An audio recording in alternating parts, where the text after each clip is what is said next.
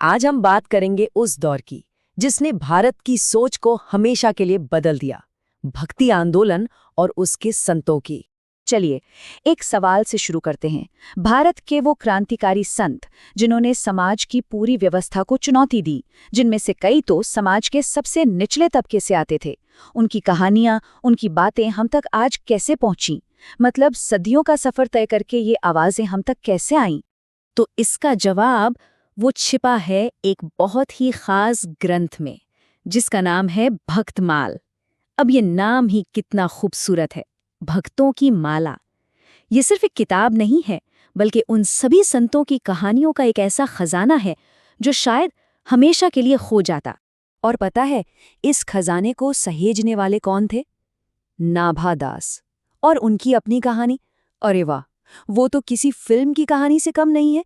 जरा सोचिए, एक बच्चा जिसे जंगल में अकेला छोड़ दिया गया था, वही आगे चलकर भक्ति आंदोलन का सबसे बड़ा इतिहासकार बना।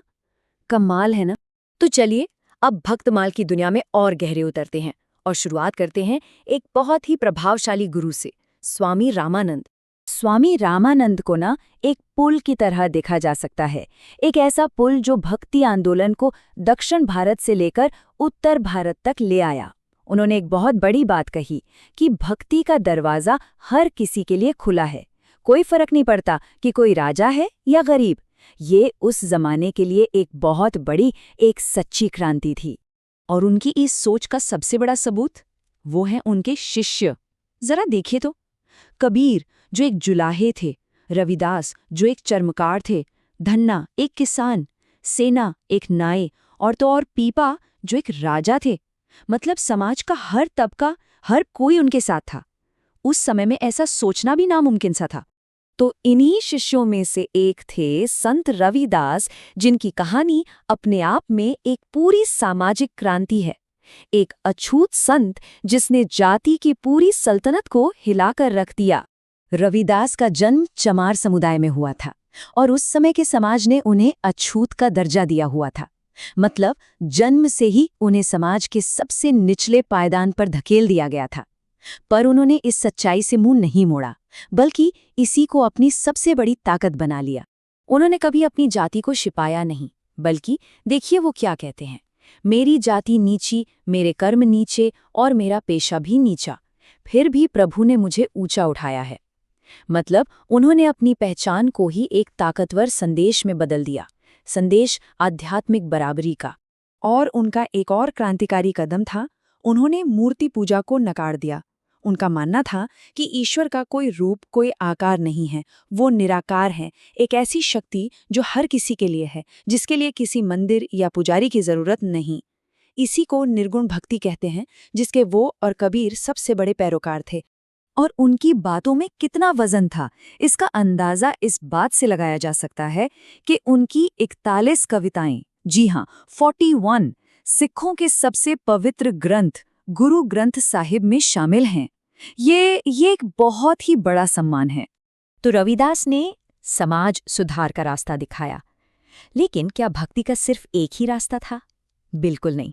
चलिए अब एक और संत से मिलते हैं, जिनकी कहानी भक्ति का एक एकदम अलग, एक बहुत ही रसीला रंग दिखाती है।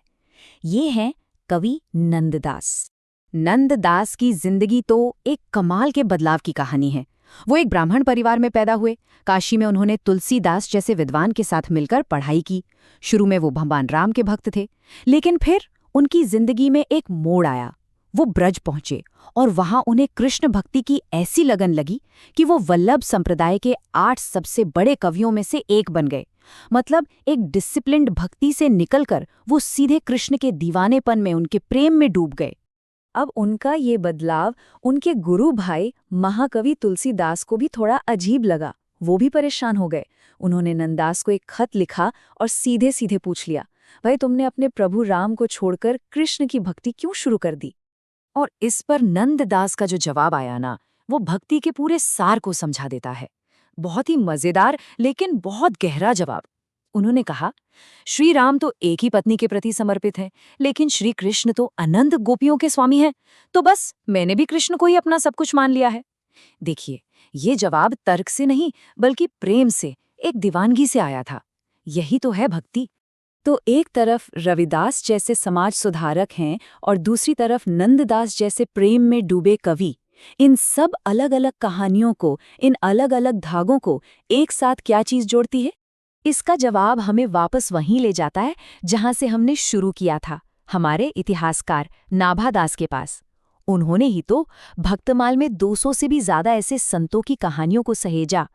सोचिए कितनी मेहनत लगी होगी, ये तो पूरी जिंदगी का काम था।